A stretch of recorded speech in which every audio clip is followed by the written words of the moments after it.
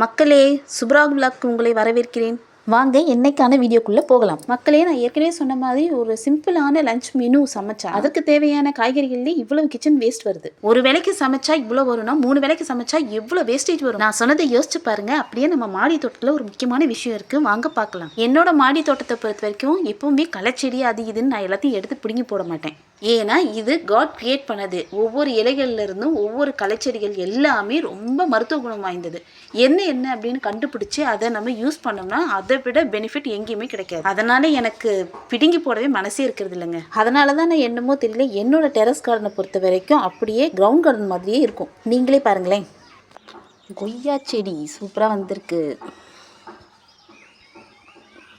இது இவ்வளோ அழகாக வந்திருக்கு.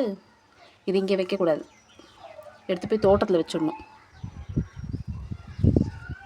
ஏன்னா இது மரமாக வளர்கிறதுக்கு ரொம்ப கம்ஃபர்ட்டாக ஃபீல் பண்ணும். பாவக்காய் பாருங்கள், சூப்பர் சூப்பர் பாவக்காய் செடி. பூ வேற இதில்.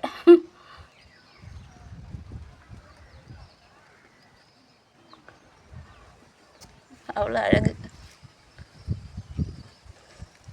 கொடி வந்துட்டாங்க மேலே.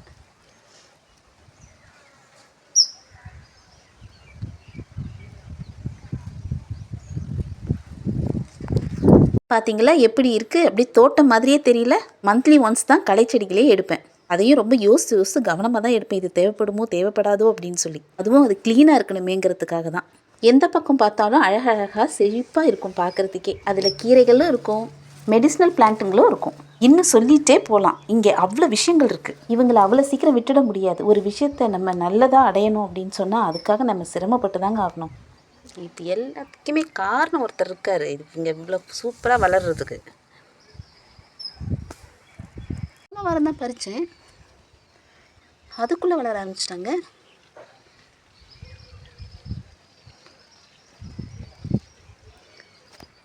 முக்கியமாக இதை கோல்டுக்காக தான் வைக்கிறதே. சட்னி செஞ்சு சாப்பிட்லாம், துவையல் பண்ணலாம், ரொம்ப பெஸ்ட்டாக இருக்கும்.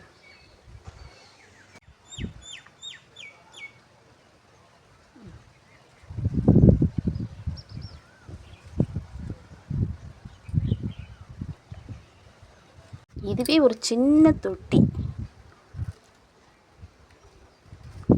சும்மா வைக்கலைன்னா கூட வந்துடுது பாருங்கள். கற்றாழை, சோட்டு கற்றாழை இதில் வந்துருச்சு. இவங்கெல்லாம் இப்படி செழிப்பாக வரதுக்கு யார் காரணம் தெரியுமா? இந்த மாதிரி கழிவுகளை கொண்டு வந்து நான் அப்படியே சேமித்து வைக்கிறது தான் காரணமே. மெயினான சோர்ஸே இதுலேருந்து தான் வருது. ஏன் இப்படி சேர்த்து வைக்கிறேன்னு யோசிக்கிறீங்களா?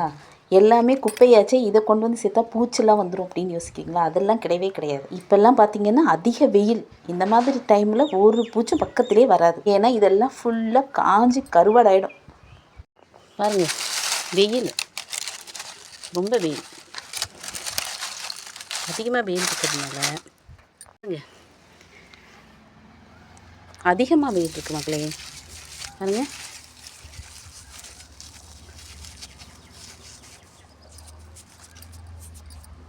சும்மா இப்படி உடைச்சா தூள் தூளாக வரும்.